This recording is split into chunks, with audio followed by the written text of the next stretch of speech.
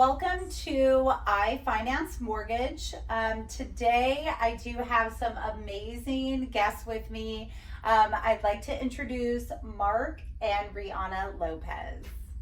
Thank you guys so much. Thank you guys so much for coming in today. Mark and Rihanna have literally managed to, that work-life balance is incredible. So I'm definitely going to have them dive into that. They have a construction company, Five Walnut Construction, where they have been building ADUs. They have multiple holds in California, and they also do fix and flips here in other markets.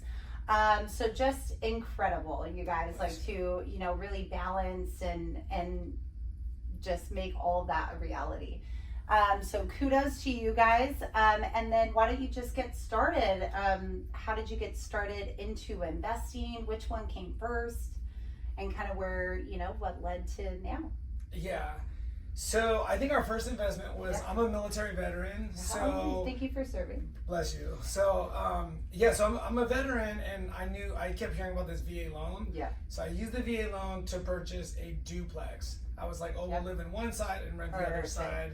We'll get started that way. So we bought that, and once we purchased that property, we were able to build some equity in that, refinance, and interest rates actually dropped and houses went up. So we pulled money out, got a good interest rate, and then we were like, let's buy another property. So that's how we bought an R4 lot in Long Beach, which is like a house it's actually like a house with a parking lot right now, but we could potentially build it into like 7 units. Wow. And then once those went up again, we refinanced again and pulled all our money out. And then that's when we started buying more properties. We bought a property in Big Bear. We started out-of-state investing. So our ability, just planning it out, like being able to buy, wait on the market a little bit, refinance, and then it's kind of like a burr strategy. Yeah. So that's how we got started in investment. How many doors do you guys have now here, like in California? I know that was 4 in California. 4. Yeah. Okay. 1, 2, 4 3. properties, or but those are all multi-unit. No, so we have 4 properties, and then we have plans to build 2 ADUs at the duplex. Yeah. The R4 lot, we have a rough drawing to build that to add 6, and then Big Bear we're selling. So technically we still have that one right now, but Yeah. hopefully it sells. Yeah. Has it been sitting for a little bit? For a little bit. About Big Bear, that it has slowed down. Just it has. Do you kind of know why that? There's regulations on Airbnb that are good, that are actually good, but I think it's caused a little bit of a shake in the market. Oh, okay, got it. And then I think some people bought at real low interest rates, so they got good deals, and now they're like, oh dude, I could sell, right? And they can use their money to build, or just replace it somewhere else. So were there a lot kind of on sale right now? Is there kind of a lot of inventory out there? Is that what's kind of making based on when we were looking, there was hardly anything. There wasn't hardly anything. So we were like, when something would come up, we were like, oh awesome. And then in our minds we're like, okay, there's hardly anything for sale, this is good, right? Yes. But yeah, no. Because that's that Big Bear is a huge vacation second home. For sure. And I feel like a lot of people get it more in the second home area.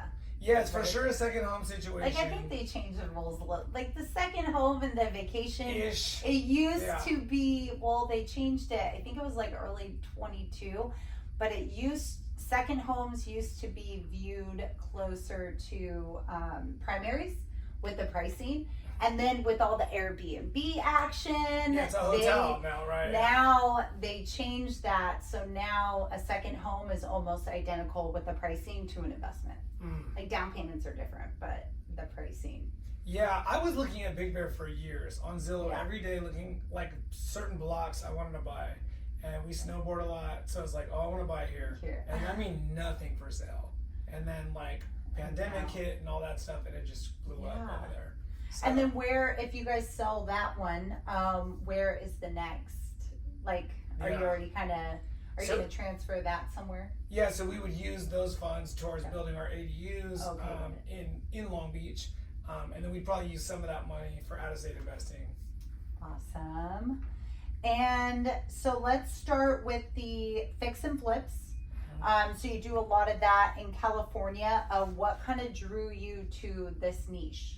So we actually do more fix and flips out of state. Okay, right? So out of state, our comfort zone is like fourplexes. Yeah. It's like pretty messy because you're dealing with like tenants, and you know everybody's complaining with the old landlord, and you know you never know the real story until you go to the site and see like what's the real story here. Like, was the tenant overlooked, or is the building just dilapidated?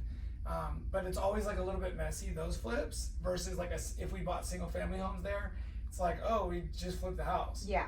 Fourplexes, it seems like our money, we can financially, it's a better decision. Yeah. But you got to be willing to deal But with you have all to take the a junk. lot more. It's the junk. Well, and it's hard managing it from so far away too. Yeah. And but yeah, our money does go a lot further. You know, we can have one private lender just cover the purchase price and the renovation out here, whereas here in California, I mean, you could have that, but it's going to be a lot. Like $1 million, right? To do all of it, so. I mean, even more of that too. Like, so like over $1 million. Yeah, you could get a fourplex for $200,000 plus like going privately. Yeah. Like it's going to be, you know, all those fees add up when it's on like 1.4, you know? Right. So out there, we can get a fourplex for under $200,000, and that includes, you know, if we get a good deal on it, that includes the renovation costs. So that's just so much easier and manageable than trying to get all those funds for like one little single home out here. Yeah. And which states are Ohio. Ohio. So Okay. The Ohio market is super hot right now. Like that's where Ohio's hot. Yeah. Well, it's hot, and when you like go visit, right? So I've spent like weeks there. While you're there, it's like, oh, I'm starting to see a lot of cranes.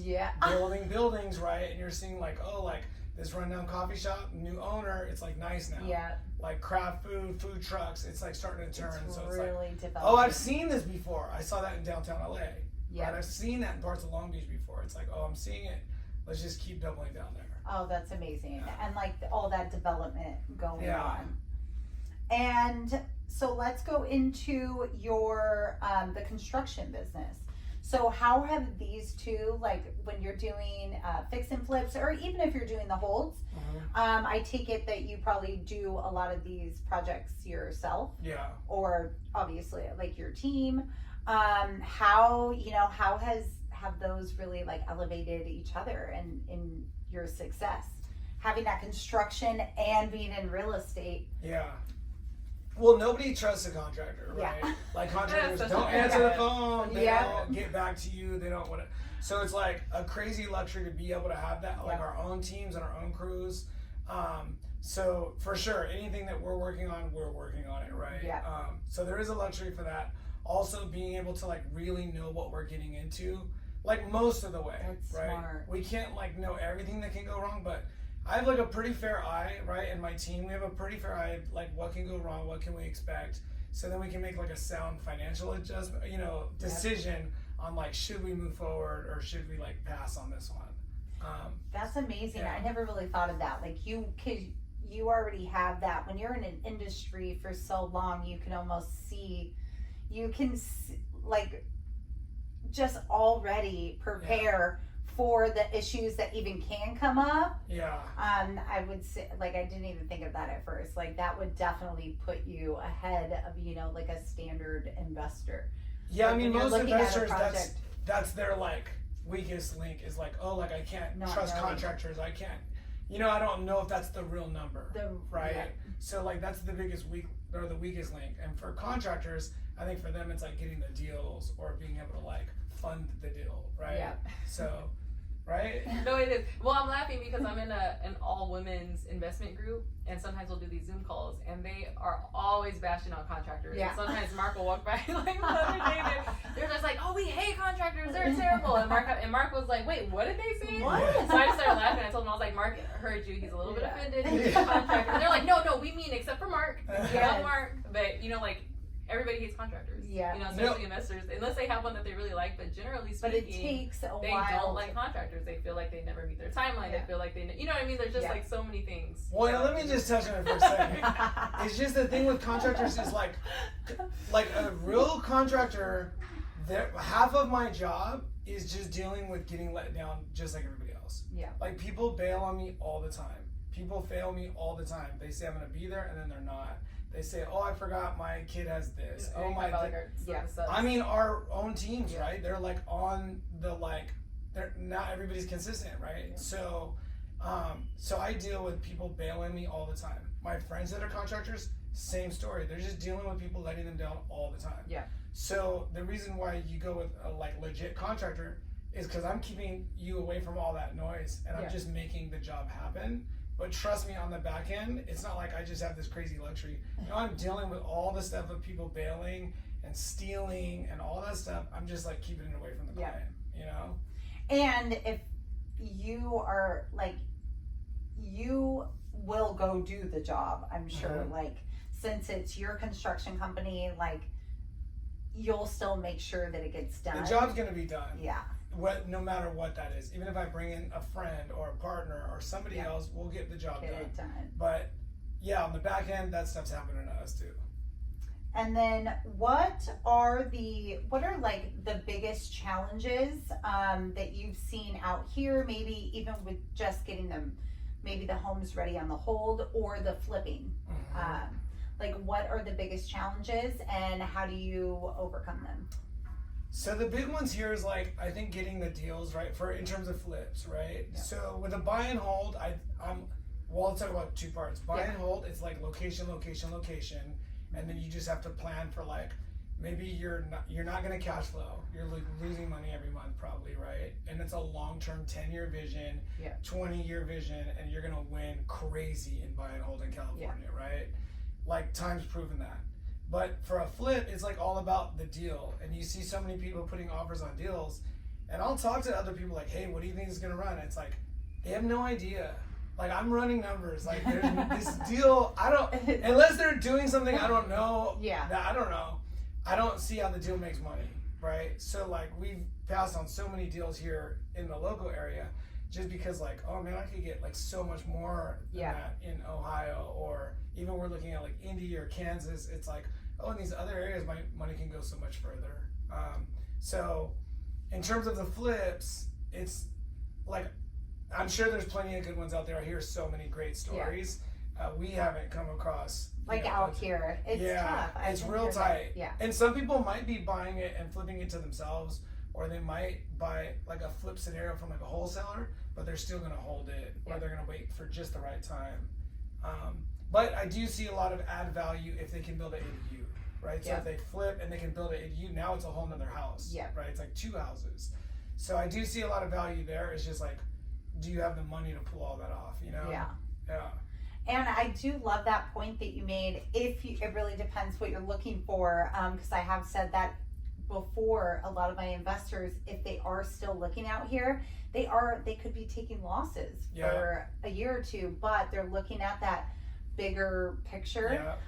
So since you kind of touched on it, right now, kind of where everything is in California, what you're saying in 10 years, like, you already know you're going to make your money back, it's going to be good, it's a long-term vision, but what would you kind of say right now that people are kind of, you might take losses, like for a year or two, when you're looking at those deals?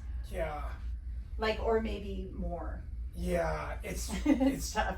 It's really tough to say. I do think that, like, there's the good thing in real estate is there's so many ways to make it work, right? People are like renting by the room, people are adding ADUs, and you know, increasing the value of the home and then refining back out of it. But even if you're taking a small cash loss, you know that, like, let's say you're taking a $1,000 a month cash loss, that's $12,000 a year, right? In 10 years, that's $120,000. The house is going to go up more than $120,000 in 10 years. It might go up $700,000 or $800,000, right? So it's like, oh, that's gigantic win. It actually might make more money than small flips, right? So there is something to the buy and hold strategy. It's just, you have to weigh your options. And most investors that I know, they're wealthy but kind of cash poor, right? So sometimes, like, you'll get this crazy flood of money, right? We're up 7 figures. And then it's like, can I borrow money for next month, right? Because there's these massive swings financially. So it's just tricky to make a decision as to, like, based on where you're at right now. Well, also too, when we bought our first duplex with his VA loan, we were how much were we losing? Everything we've ever bought in California, we were losing money when we bought it. Yeah. Like as a rental, right? And I remember after we bought it, like, you know, like months later, my friend was like, "Oh my, that's awesome! You bought a duplex. Like, what's your cash flow like?" And I was like, inside, I was like embarrassed. Yeah. Like, cash flow, like we're like losing, like, we're like losing hundreds every month. I was like, "Oh, our cash flow, like it's kind of like breaking even." Yeah. So I knew like there was. Yeah. It's if you hold it, like you'll win, right? But I didn't really know at that point. I was just like, man, hopefully this works out. Like, I'm just happy that we're like homeowners. You know, we have something.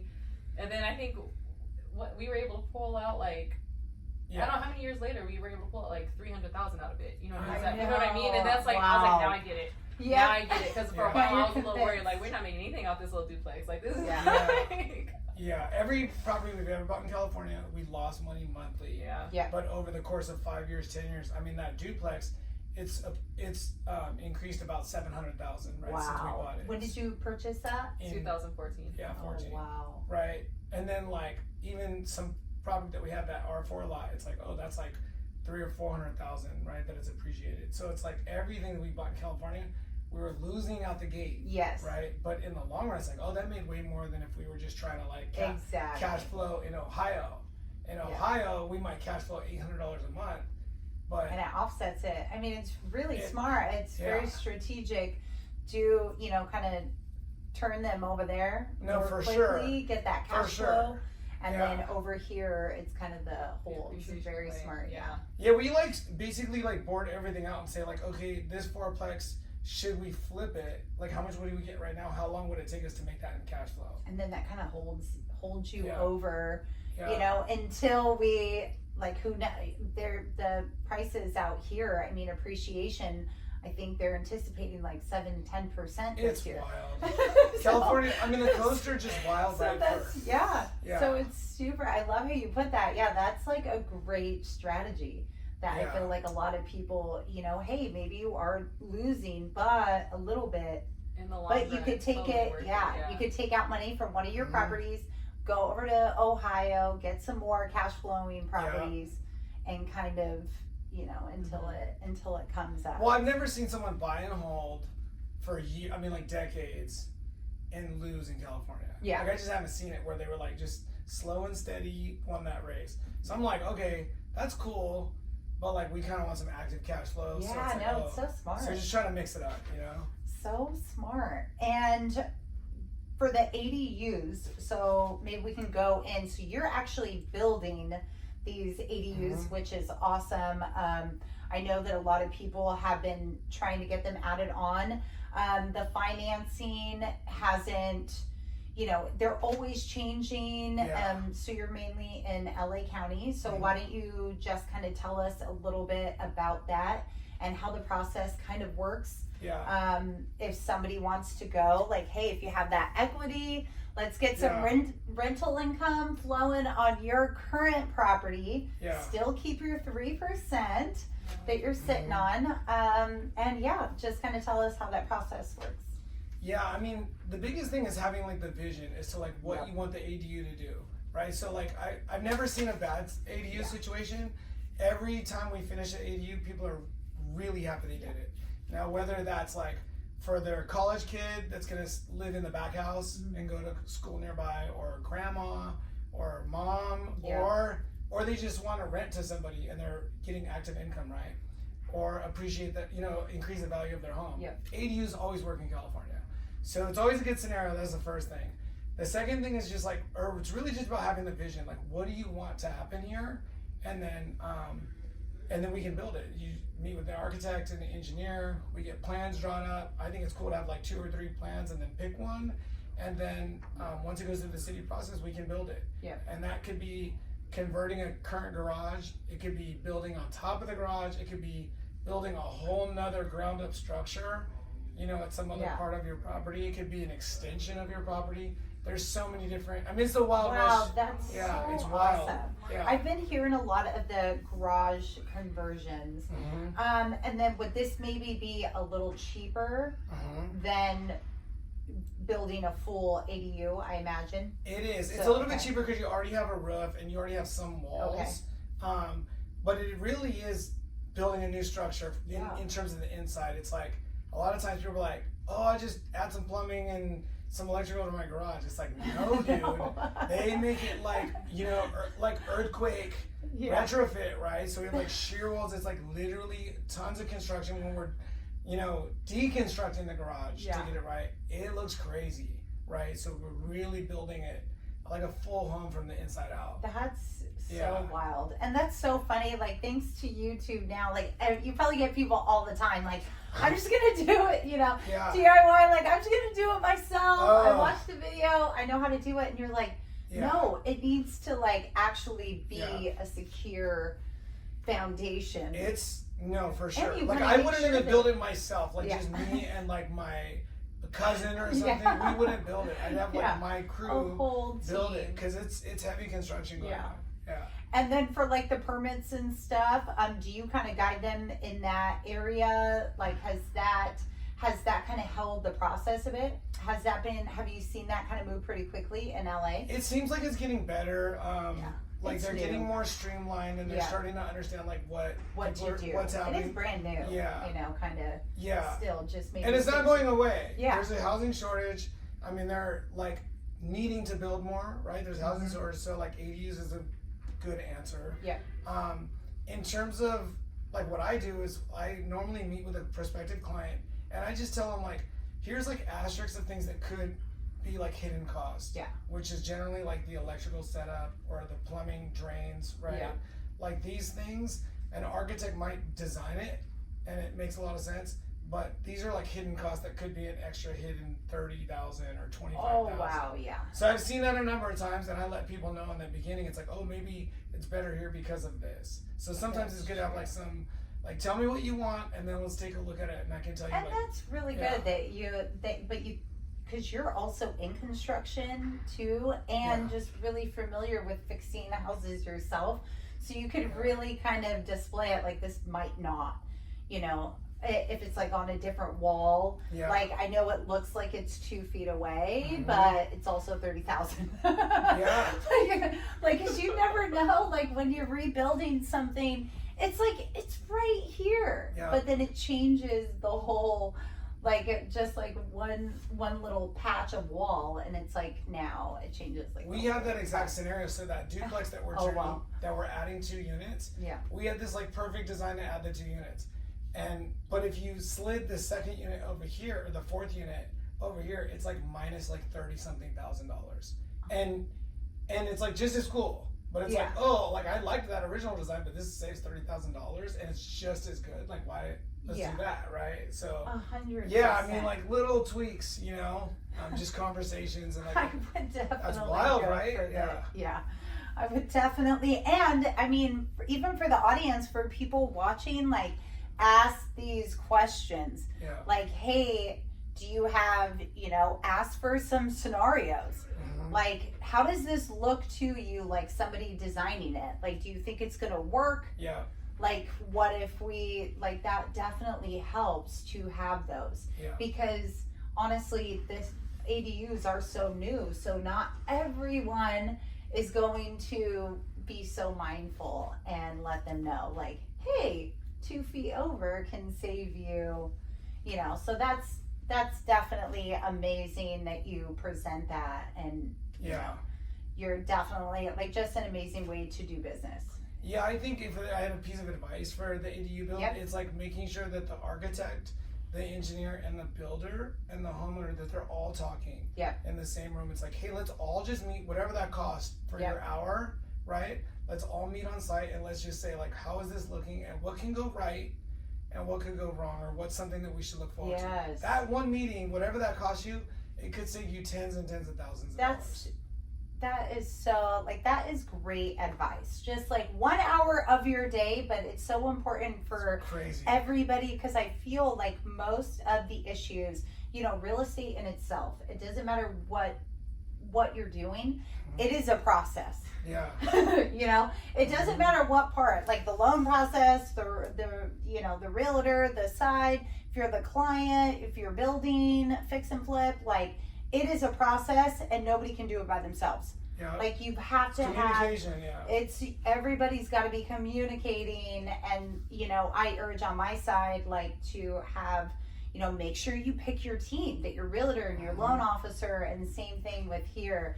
I mean, ask questions, like, don't be afraid, go online, see what they're posting. So yeah, that's definitely amazing. I will leave all of their stuff as well at the bottom if you are looking to build an ADU. These are definitely the people.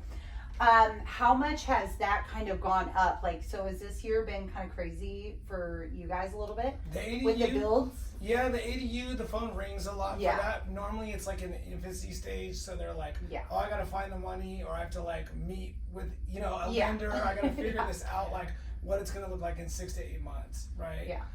So that there's that. On the remodel side, I mean, there's always people, like, everybody wants a nice kitchen and a bathroom. Yeah. So, and everybody wants an open kitchen, right? So now, it's like, that's been a lot of, like, most of our work is like opening up kitchens. They didn't build them like that back in the day, huh? It's wild. No. Yeah, you're cooking. Everything had its place. Different room for everything. Yeah. They are. That's why I kind of like the new builds, because they are built a little more open. But like, in the 70s and 80s home, or like even the 80s, 90s homes, it's like, and you have the 2 kids rooms and the parents room. And now I'm starting to see, like, you kind of put like more masters, right? And like they put them on opposite. It's a little less family style. Yeah. Is that kind of like a thing? That's how I kind of see it, because so many people are renting out. Yeah. Like. Yeah, there's dual masters. Our Big Bear property kind of has like dual masters. Those are the best. I definitely look for those. Or like 2 large rooms that actually share. On opposite sides. So you could rent. I think though, when you walk the old homes, it's really interesting when, like, just from like family dynamics, there's like the stove and the sink area, like the kitchen, it's like, you know, hidden away, right? Yeah. So it's not like there's this open space where like everybody's watching the game and everybody's having fun. No, whoever's cooking is in jail. Yeah. Right? So it's not real fun. And if you think about like how families, it's like, oh, like woman, go in there and cook. Yes. Right? And I think about like, no, I'm serious, right? Like, like I got like 5 sisters and a mom. It's like, oh, dude, it was like, woman, you go cook, and we're out here doing whatever. Yeah. And now it's not like that. It's like, no, dude, we're all in. Yeah. So it's open up the wall. We want to be part of the party. Like, it might be guy, you know, husband cooking, right? Or whoever, right? So it's like, oh, like, we need it all open. And then, like, generally, like, all the energy of the house was, like, around the island or the peninsula. It's like, oh, like, they're like, oh, we're going to have, like, a formal dining room table. It's like, dude, nobody even goes over there. They're right here doing their homework or whatever, right? So like an open concept is like taking over, and I love it. You can actually feel it when you walk in a house and it's all open. You can feel that there's like a different energy in the house, right? Versus like not all closed off. Like everybody is going to be right here. Yeah. But I do like how you say that. I never really like thought of it like that. Like, it's kind of like get back there and solitary confinement. Go cook my dinner and then come out when it's ready. It's crazy, right? And tell me when it's ready. I'm so glad that times have changed. Dude, it's so different. Yeah. Absolutely. Because I am not in any kitchen. So like that is I did not pick up that skill. So that is definitely not me. And I know usually that is like a thing for me. Like I more so date men that cook. Really? Like that is an important, it's kind of like my love language a little. That's an important dynamic for me. But I don't really, you know, especially when you're living alone for so long, it's you kind of kick it to the side a little bit because it's a lot. Like, so what do you usually... Do you cook for yourself, or do you? I always make like breakfast. Lunch is pretty good. I'm on top of that, but dinner, nothing like crazy. I'll either get something or I'll try to kind of prep something a little ahead of time. Yeah. But no, I just can't. I can't get in the habit of. There's just not enough time in the day when you're trying to like. I'm trying to do a business and keep fit and like do all these. You know, I'm journaling. Like there's all these things that it's just like, okay, if you got to cut something, usually that like dinner time, and I go to so many events that it's like usually at that time during the week. And then on weekends, I'll try to hop in on other people's dinners if I can find some homemade somewhere. You know, like old friend, family, like perfect. That's a good idea. That sounds. Yeah. That home cooking from your friends. Yeah. Just sounds great. Like little party tonight, perfect. I'll be there. Yeah, I'll be there. It's our house too, though. It's our house too, though. She doesn't do that much cooking. Yeah, I don't. I mean, we actually have gotten really good at making lunch. I feel like because a lot of times during the lunchtime, like we'll be at home. I had to do that too. And so we'll make lunch, but dinner, I'm still figuring that out. Because even sometimes the kids they'll come home and be like, "So what's for dinner?" Yeah. I'm like, good question. I don't know yet. Ask your dad. And they're tired. We're trying to I'll talk to eat Dad. clean. We're trying to eat good, you know. So it's like, oh, like salmon. They're like, again. It's like ground turkey again. Like, you know, They're like, we can only do so many. We're tired of salmon. Yeah, they want macaroni, and we're just like, no, the dude, chicken. Like, what about pizza? Yeah. Pizza. I do love me some pizza. Yeah, I definitely. It's not even so much that you can eat. It's like a lot of chicken, especially, you know. So I just kind of make it work with, all my weeks are kind of different. So. Yeah. And when you are, let's see, so kind of when you are picking or choosing, so like choosing the area, what kind of criteria do you use to select like the new market? Like which area that you're going to be, either if you're going to hold, fix and flip, like kind of how do you assess? Yeah, that's a great question.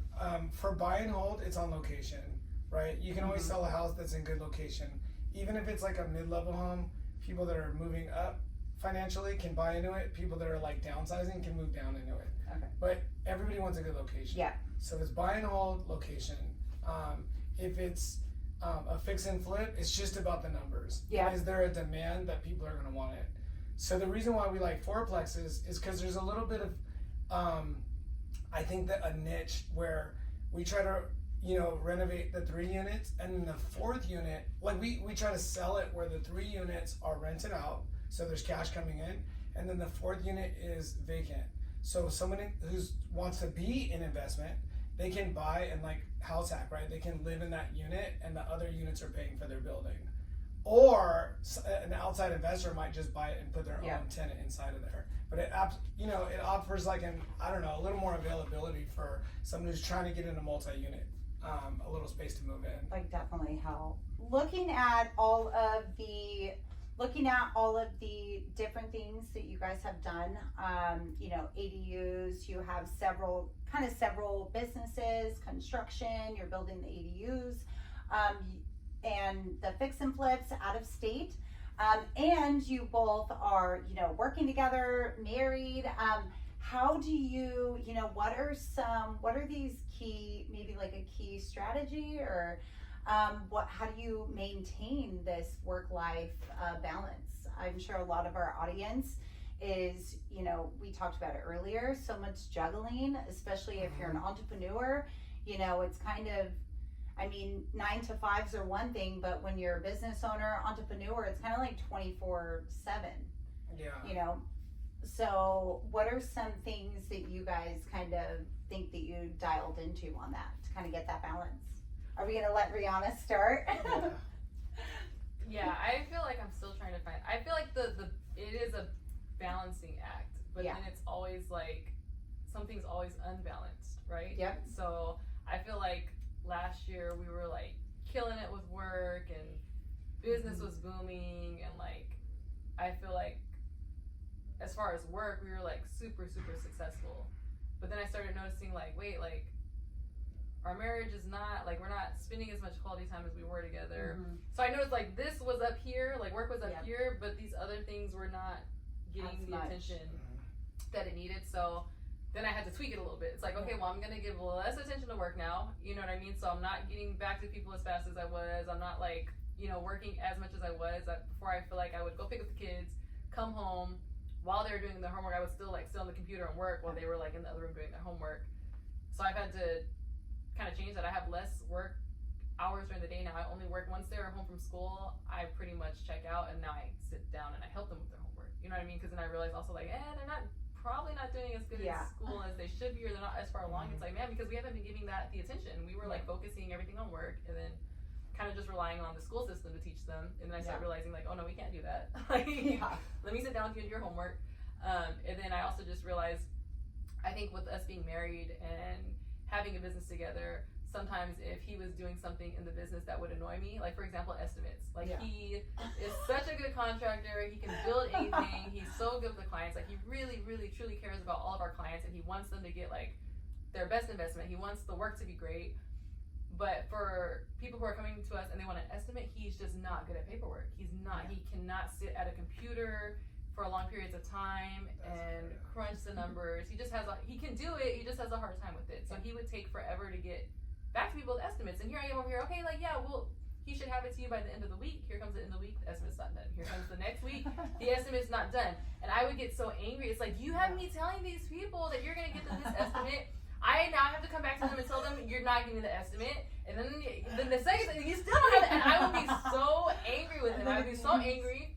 I'd be like, and then I would be angry. And then I would just be angry with him as a person, right? So I had to learn to separate that. So now I already know the estimates are gonna be late, so I've kind of like let that go. I don't get angry anymore. I already tell them from the front. I'm like, it takes a little bit long to get estimates back. I'm just letting you know now on the front end. You know what I mean? So and I just let it go. So you probably noticed I've been a little bit probably just like lax with you about it, because I had to. I think you've always been great. Good answer. Great answer. So I think for the balance is like, man, I think if both people want to be in the entrepreneurial world, then I just thank God that I have a spouse that, like, she's my best friend, you know, so like we're able to like work really well together like that. And she didn't ask for it. Like I went on the entrepreneurial journey. She had a W-2, and then she's like joined in that, and now we like both love it, right? But I think the balance of it is like, we're like in these dog fights together, and sometimes things will get overwhelming for her, and it's like real easy for me to step in and like I might have an answer or a solution. And then for me, it's the same story. I could be like on overload, and I'm like, can you believe da-da-da? And she's like, dude, that's easy, da-da-da. And it's like, oh, that's cool, right? Like, we're a good tag team. But in terms of like the balance with the family, it's like, we just have to set these non-negotiables. Like we do have to eat clean. We do have to like work out, right? We have to get those in. We have to pray with the kids before they go to bed. We are going to be in the kids soccer programs or in the kids gymnastics. Like they're going to be in those programs, and we just like sign them up, and then we're in it, right? Yeah. Because otherwise, like, I know so many entrepreneurs that have like Ferraris or Lambos, or you know what I'm saying, like crazy stuff, and they're like, man, I like never talk to my dad. Right. Or I never go visit my mom, or I never spend any time with my kids, right? So it's like, oh dude, that's not the life I want. I want the whole thing. I want health, I want wealth, but I want it like the whole thing. I want like good memories with my kids, family time, like otherwise, like what's it all about, you know? So you really can't have it all if you set parameters and you're changing it, right? It's like, a little more this, a little less that. You're constantly like refining. You have to keep tweaking it, because you don't know until you know, right? You don't know until you're in it, then you realize, oh, this is lacking a little bit. I gotta, pull back on this and get more to this. So it's, Man, relationship and entrepreneur goals for sure.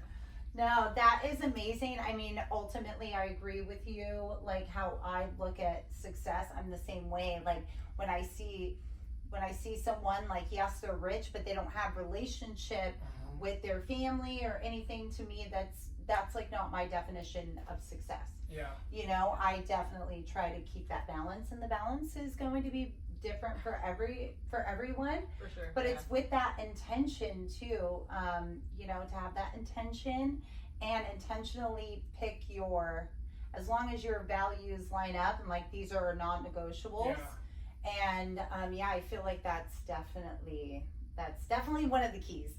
I think having a partner that you just go to war with and say like, it's just like any other business taking or anything you're doing. You're like, oh, if I want to be a doctor, then I have to go to this school and I have to graduate by then, and then I have to apply to like whatever it is. You have to have this like vision and then make the goals. It's like with us, it's like, oh, dude, I want to like walk my daughters down the aisle, right? You know what I mean? Like I want to be able to, I want my grandkids to want to come visit me. So I don't have grandkids, but when I do, I think they're gonna want to visit me because we're trying to like create that life, you know, and like God willing, man, we're just like trying to go in that direction, you know. I feel you. I'm trying to build my my dream life. You do it, man. I've been in it. Yeah, I've been in it too, guys. Yeah. I'm the journal and the meditating and the structure. I do contracts to myself. That's it. I started doing them September of 2022. I make like self contracts. I kind of revise them and update them every 3 months because things change. It took me a while when I left W-2 and came like self-employed. That was a little bit of a rocky time with those because it's a different world. I was great hitting everything, you know, when I started at the same time, but ultimately, it took me a little bit, but yeah, I think if you can say it and just like start saying it until you believe it, it's like, if I go back like way before we had the business, I would tell people, oh, I'm going to buy this property and I'm going to start my own construction company so that I can hire myself to build out our property, like to go from one unit to multiple units. And we're going to do that. We're not there yet, but it's like, oh, we have a construction company and we have properties. It's like all the pieces are happening off of something we said a decade ago. You know? But you're making all that, once you have the big vision, then it's just about creating all the, each day is one step closer. Once you have that intent, you know, then it's just dream it, man. Just once you have the solid intent, then it's like, okay, each day, you know, and I feel like we're not going to have balance all day, every day. But again, once you get used to kind of creating it, or those non-negotiables and have everything kind of lined up, I do feel like, you know, just like going to the gym, it's like it doesn't get easier, you just get better. You know, you get stronger. It never gets easier. The weight is still the same weight that it was when you started. You're just, you get stronger. So I feel like it's kind of the all like ties together, but absolutely. So I am so happy to kind of hear like what you guys do on a regular basis and keeping that that balance. You know, it's something that I have been chasing after and inspiring. So like you guys are very inspiring. That shows me that it's possible, you know, with a family too. Like me, it's just me right now. So like I want to hear more about your contract. So what does one look like? I started them. I was trying to get more consistency. So after it was after 21, I've kind of been on a spiritual journey for the last like a little over 2 years. So this was about nine months into my journey. And I'm like, all right, like I need more money. I want to I was still at the W-2. I was like, I need to be more consistent. So I kind of started, I cut out, like I did a whole list. I read Grant Cardone, 10X Mentor. He has in chapter 18, I believe it's chapter 18, don't quote me on it, but it has a bunch of questions. And it's like, basically, where are you? And the way that he explains, like taking inventory for your life, like assets and liabilities, but in your personal life. No one's ever pitched that to me. I never even like thought that was a concept. So once I got this concept, I'm like, all right, girl, like, where are you? Where are you going to be? Like, where are your vehicles? So, I started fitness. That comes more easy to me because I see, fitness as my mental health. Like, and now I'm a runner. I mean, I've been going to the gym every day. No one's ever like, I love it. I need it. Like that. It's like a mental, it's like a shower for my soul. I don't know how people go. For sure. Like being outside, hiking, whatever it is. So that was good, but I definitely leveled up since these contracts because I was kind of running here and there. So like, what does a contract look like? It says like. So I have fitness. But it's like written out, like. Written out, signed. Yeah. I have exceptions. Signed Tiffany, like. Signed, dated. I have exceptions. So like the first one I started, I have fitness basically Monday through Sunday. What time I wake up. What I'm doing at the gym, like not word for word, like not all the sets, But I know, like, Mondays, Wednesdays, Fridays, Saturdays, I run in the morning. That's what I do. If raining, shining, it doesn't matter. I run for 6 to 8 miles. So, like, I'll have it all written down, Tuesdays, Thursdays, leg day, like machines half. So I'll kind of like, I mean, I have an intent of what I'm doing. And then when I originally started this, I did dating, like was a section, like no apps. I cut them out years ago, no apps. I did like exceptions, like, you know, kind of what to look for, what not to do. Like, and then drinking was a big one. Drinking for me, that was one of my liabilities. And on my first contract, I put that you can drink on Saturdays, no Fridays and Sundays. I live by the beach and it was getting out of control. I still wouldn't be myself until Wednesday. Like Mondays would be terrible. So like, cause I was just like, we'd go beach cruise on Sundays, and then it's like I had like a half a bottle of tequila. Like it was ridiculous. And now I'm exhausted on Monday when all the calls are coming in. So it just, you know, to gain consistency. But I did, so September 2022, I did no drinking Fridays, Sundays. I did allow myself to drink on Wednesdays. It was someone I was seeing at the time that'd make me dinner. So I kept it open. And Saturdays, after I did something, and I made this, after I did something very active, like it had to be a long run, hike, then I can be open on Saturdays to drink. And after a while, I was never hungover on Saturdays anymore, and then I started running like 14, 16 miles, and then I started, and then I was like, I was never hungover anymore. So it just like, I just kept, I don't even drink anymore at this point, like 2 years later. It's pretty wild. But yeah, I just kind of kept, but that's where it all started. So, and I did exceptions, like I put all exceptions in there, like my Friday, Sunday rule. If holiday, vacation, Thanksgiving or Christmas, but you take out all that pressure off of you because it's in there. I've already given myself the leeway. I made sure that everything I did was possible, plausible, it fit with my life, and that's why I revise them every 3 months. But it's supposed to help you, not pull you back. Yeah. Like if you put like no drinking and you drink 4 nights a week, you're setting yourself up for a fail. It's not going to work. But if you limit it and then as you go, you know, so I don't know, that works for me. I've kind of transformed. So, but I still do them. I'll send you some pictures. I actually do send, I have sent I made an outline for people like, I'll send it to you. I haven't really like put it out there yet. That's definitely my long-term goal. Man, post that thing. I know. Yeah, post. I mean, it posted like a blank format. Man, here's what I do. Yeah. Because I'm definitely working it in. That's definitely that is a passion and a goal of mine. To help others kind of do the transformation. Yeah. I fully have felt like I've kind of gotten to my transformation, like right now, like kind of where I'm at, like in this past month. So that's why I'm kind of like, okay, maybe, you know. Yeah. So I feel confident in it.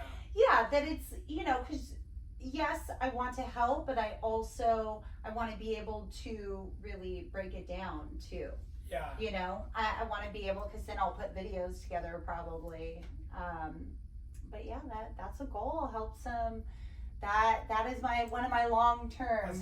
Then so right now you see all my loan videos, but soon you'll be like transformative. Oh, I like that. I like that a lot. Yeah, like being an advocate for women is a big one of mine. I want to, like you said earlier, that you're in an investment women's group. I'm like, send me the link, girl. Oh, yes. Yeah, I want to get in there. It's awesome. Yeah, it's awesome. We do retreats. Oh my gosh. They're usually in Florida now, but they've been like in Tennessee. Yeah, but with the Zoom, we can be anywhere. That's why, like, people don't even, you could join anywhere if you're being intentional and you're utilizing, like, even a coach.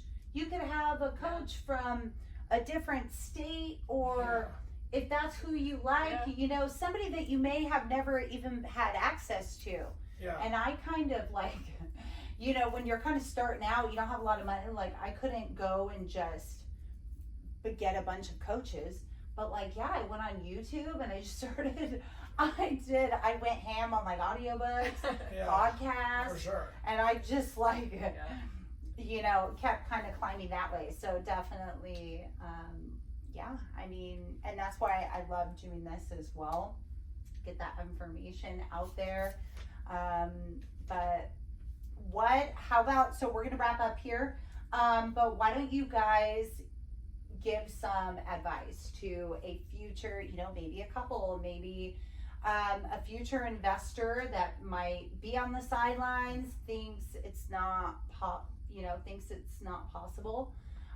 Maybe they're still W-2, but going in that entrepreneur life, maybe just a little advice for them.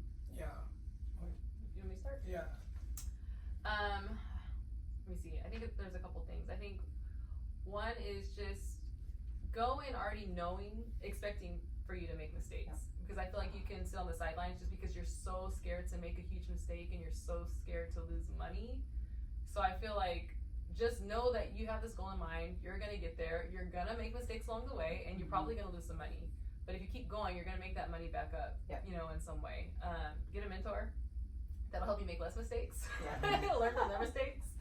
And then I think don't be afraid to make sacrifices early on when you're just starting. You're going to have to make sacrifices, whether that's like financially or with your time, to get to where you want to be. Because I know when I first started, first of all, I had no intention of being an entrepreneur or an investor. I kind of like fell into it because like Mark was in it, and then I like my eyes were opened. But I had this vision of like, you know, I want to like my first house for whatever reason in my mind. I think like, the first house I buy, I want it to be like this beautiful house and it's gonna be nice and it's gonna, you know what I mean? Yeah. But it's like, why was I even thinking like that? Like I could have just, now if I could go back, I feel like we would just buy like a fourplex here in Southern California, live in one little apartment because it's just us, and then, you know, like that would have been such an amazing investment move. But you know, in my mind I just wanted, like, I already wanted to jump ahead to this perfect, like I want this type of house, I want a single family home, I want so anyways, just don't be afraid to sacrifice, and then know that you'll get there to that, you know, to that goal that you want, that vision of life that you want. It's not going to happen right away. You have to kind of wait for it and work for it. That is just all of it. I'm obsessed. Just all of it. It's like, I know, do you even want to go, Mark? I do. That was amazing. Just everything, like bit by bit, like setting that expectation.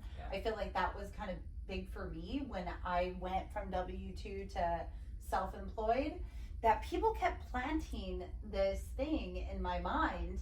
Like, oh yeah, it'll be tough for like 3 months, you know? So then when you're struggling at 6 or 8, you feel really bad. You have to overcome this, and it's something that it's not even there, but somebody else managed to plant this timeline, or, you know, nobody knows how long the struggle is going to last for. And then that's like, I feel like that's one of my with being self-employed, like really trying to set those expectations and remove the time frame. Like ultimately you're gonna get there. So that's huge. Like just focus on that. But yeah, totally agree. Great advice, Rihanna, everybody. And Mark? Well, mine's like specifically to W-2 employees. It's like, if your W-2 is getting you the dream that you really want, man, you got the dream. But I think if you can really allow yourself, if you're questioning that and you're looking at your life and you're saying, man, where I'm at can't get me the dream I want. And the dream, somebody else didn't get the dream. You got the dream. Like God gave you the dream, life gave you the dream. It's your dream, and you're like, where I'm at, it can't get me there. This road, I'm on the wrong road, right? So then it's like, well, how do I get there? And it might be entrepreneurship. So if it is, it's like, well, now sky's the limit, and the dream might keep getting bigger and better, right? So it's like, if you allow yourself to dream and say, the road I'm on will not get me my dream, and I only get one chance at life, Like, you know what I'm saying? Like, Yep. I don't get to do this over. It was just yesterday I was 21 and now I'm 43. Yep. It's like, no, I gotta go and I gotta go right now. So like, I'm packing my bags and I'm going after my dream. And if it didn't work out, I can always go back to that W-2 or find another W-2, but I'm ready to go, right? And then when you're in it and you're fighting for your dream, you're like, oh, this is real fun and it's really hard. It's like, great, well, stuff that's dope is hard, Yeah. right? Stuff that's really cool, like the dopest life, it's not like super easy. Yeah. It's like, no, you had to kick and scream to get there. So my first advice is like, dream it and go after it, right? The second thing is like, dude, you have got to surround yourself around other dreamers and go and getters, because like haters will pull you down. Like, oh, you, like, when you gonna, like, you can't eat just regular, or you can't, like, you're always at the gym, or like, don't you, you know, how much money do you need, or whatever, right? It's like, no, dude, I need to be around people that are still like looking at the whole story of wealth. They want time with their family, they want time with their kids, they want more. It's like, why wouldn't I stop? And I want to bring people with me. It's like, people that really have wealth, they're not like trying to hide the secrets. They're open books and they want everybody to win.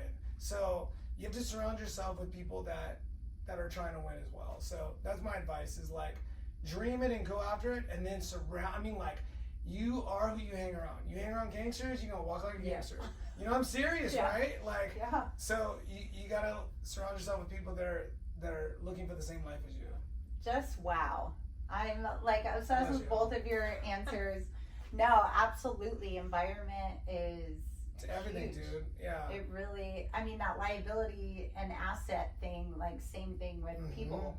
Once I kind of grasp that aspect, like sometimes, because I feel like we do go in a lot of people, especially if you're not practicing and learning how to manage it, you're automatically, someone's going to say something and then you kind of get pulled back from Little this doubts, environment.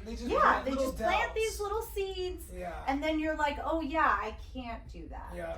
And then it just builds up and builds up. So I definitely have done that route as well. Like, first started environments, you know, but absolutely amazing advice. If you guys are looking to build ADUs, get into real estate, and just couple goals, like relationship goals, investment goals, all over, entrepreneur goals. So thank you, Mark and Rihanna, so much for joining us. I will have all of their information below. Likes, follow, subscribe, and we will be back soon. Thank you. Tiffany.